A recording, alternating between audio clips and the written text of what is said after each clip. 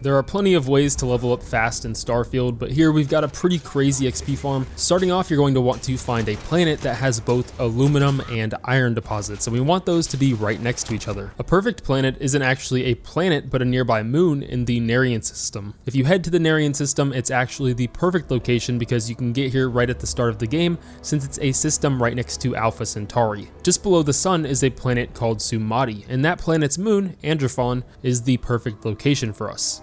If you click on this moon, you can zoom in, and without actually scanning the planet, you can see the biomes on it. If you traveled here already, you might have realized that the white areas are mountains which have iron deposits, and the other biome is the craters, the orange area which has aluminum, as well as beryllium and helium. What we want to do is zoom in on this moon, and you'll see that when you click a spot to mark for your landing, it tells you the biome. What you want to do is find the closest possible point to the border of those biomes. You want to make it so that if you mark the craters, you can just barely wiggle just a hair over and it'll mark the mountains. These planets are much larger, obviously since it's on a globe, so being slightly off might have you having to run miles out back to the border in a direction you have no idea where you're going towards it. So find that mark that is right on the border of the two biomes and land there. If you get there and you look around and can't see a clear border, which is super obvious since one side will be like an orange desert and the other is like a snow-covered mountain region, just open up the map again and find the border again, or move over to another spot on the moon where you can see another border between the biomes and land there and see if you can get it.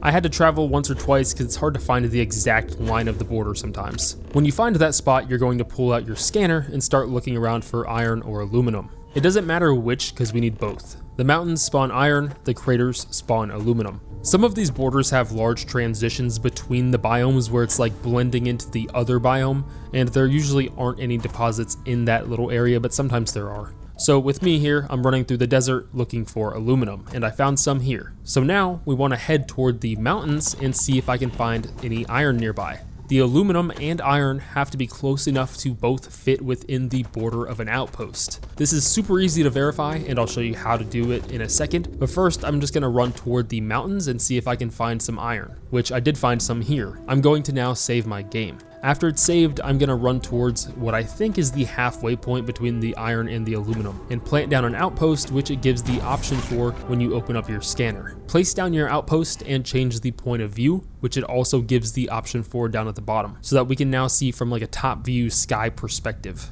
From this view, we're now making sure that the aluminum and iron deposits are both in the outpost border. If you take out build mode and take out an aluminum extractor, it will highlight the green aluminum, and if you take out an iron extractor, it'll highlight the iron. If it doesn't contain both within this border, reload that save that you made. If your outpost was just placed not far enough to reach both, just place it again and see if it reaches, or continue on and look for another deposit somewhere else. You can also use this outpost as sort of a trick to make it a little easier finding iron and aluminum deposits near each other. So say you only found iron up in the mountains. You would save your game, run towards the desert, place down an outpost so that you can change the view to the sky perspective up in the air, pull out the aluminum extractor and see if you can find any aluminum nearby. If you don't, just exit or reload your last save that you made before you place down the outpost. This is obviously much easier to see any deposits nearby because you're seeing from the sky perspective. It can much easier see the entire area, where if you're just running around, you might be running past some deposits that you just happen to not really look directly at.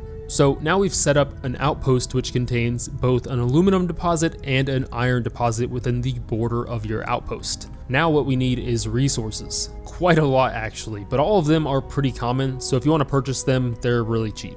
The reason we left this step for after finding our outpost location is so that now we're not running around with 2,500 pounds of resources trying to find a good location for the outpost. The resources you can get at a lot of different shops. I believe one of the traders on Mars and the Crimson Fleet ship sell what we need. I mean, a lot of different shops sell what we need, but so does the UC Distribution Center in New Atlantis' commercial district. So head there, located in the Alpha Centauri system, go to New Atlantis and fast travel or take the tram over to the commercial district. Straight ahead of where you get off of the tram is the UC Distribution, who you can speak to and grab all of the necessary resources, which for everything we need, it obviously depends on the size of the deposits you find, but you're gonna need at least 200 aluminum, 50 beryllium, 250 copper, 300 iron, and 50 tungsten. I would probably load up with as much extra tungsten as possible though. Or buy all of these in the shopkeeper's menu over and over until you've reached like 1900 kilograms of weight. That's generally the best way to do it, so that you're not just sitting there checking how much of everything you have, and at that weight, you should have enough of everything.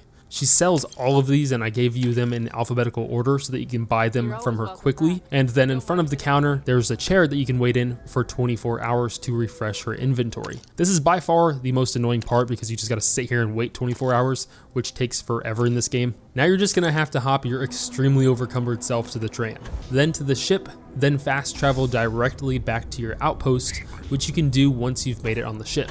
Getting to your ship isn't too difficult if you don't mind using some med packs to heal and running around without oxygen. At your outpost, we're back in build mode. Change the view to top view and take out an aluminum or iron extractor. You want to take it out and fit as many as you can onto each deposit, iron and aluminum. It doesn't matter what order, but there are different extractors for each. If you have more advanced extractors unlocked, you can use those, but if not, you can replace these later with higher level extractors by just deleting the lower level ones and then adding on new ones. It's not extremely important how you place these, but you want to fit in as many as possible. You can also adjust these later by getting off of build mode and clicking them. But yeah, you should be able to get at least 5 or 6 extractors on each deposit, unless the deposit is just very small. These extractors do exactly what it sounds like and looks like. They take the resources out, but we need somewhere to store our resources. So now we need storage. Go to the storage tab, and both aluminum and iron require solid storage. So we're gonna place a bunch of these, maybe like 10 to 12 for now, next to your iron, and then another 10 or so storage crates next to the aluminum. The reason we separate them is mostly because your deposits likely aren't the same size, so they extract at different rates. So you don't want your storage to eventually fill up with only iron or only aluminum. If you're having trouble getting these storage containers to stack or go into a certain slot, you can also rotate them while they're snapped onto another object, and it'll get them to move to a different position. It's kind of weird, and it's really annoying to deal with at first. So now we're gonna get out of build mode by just pressing B or the tab or escape key, but stay in the outpost mode. You need to hover over each extractor and click or press the right trigger to create this red laser. This red laser is basically the path that the extracted resource takes to the storage. Take each one on each extractor and place it onto one storage container for each resource. So take all of the aluminum extractors and place the red line onto one storage container on the aluminum side. Then take all of the iron extractors and align them to a single crate on the iron storage side. Now we need all of the storage to share each other's space and share the resources so that they don't just fill that one container we aligned them to.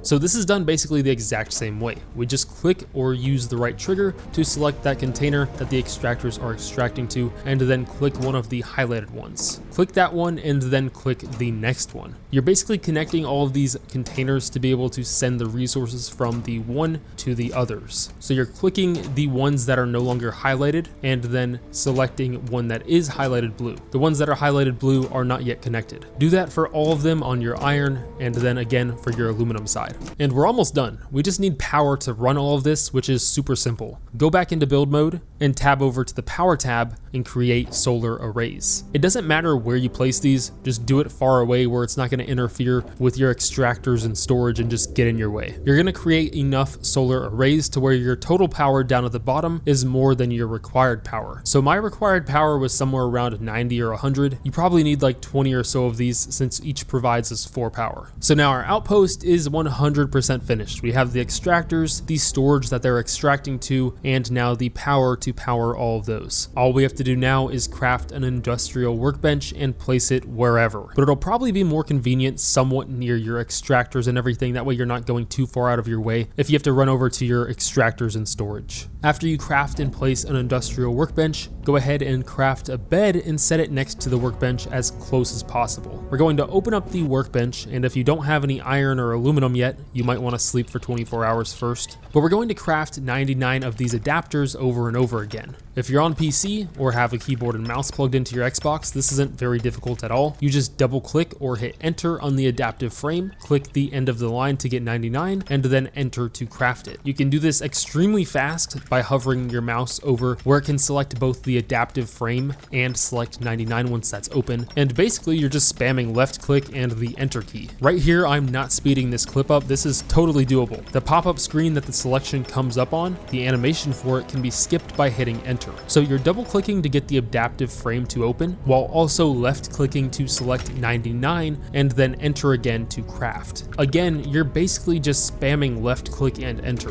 If you're on controller, this isn't as fast, but you can still speed this up by holding the left stick and the directional pad both to the right, while simultaneously clicking RB. So you'd press A to select the adaptive frame, hold both directions to the right, and spam click RB. Once you run out of aluminum or iron, you'll exit the workbench, click on your bed, and sleep 24 hours. The reason for the bed and not a chair or anything else is because sleeping gives you a 10% XP boost for like 25 minutes, and that's increased to 15% if you have a romanced companion with you. Then you're gonna look at your workbench and craft the adaptive frames over and over again. So you definitely level up faster on keyboard and mouse, but it's still by far the craziest way to level up for console as well. I leveled up to level 100 in I don't even know, like an hour. Most of that time is just sleeping, so you can just watch some YouTube videos or something while you do it.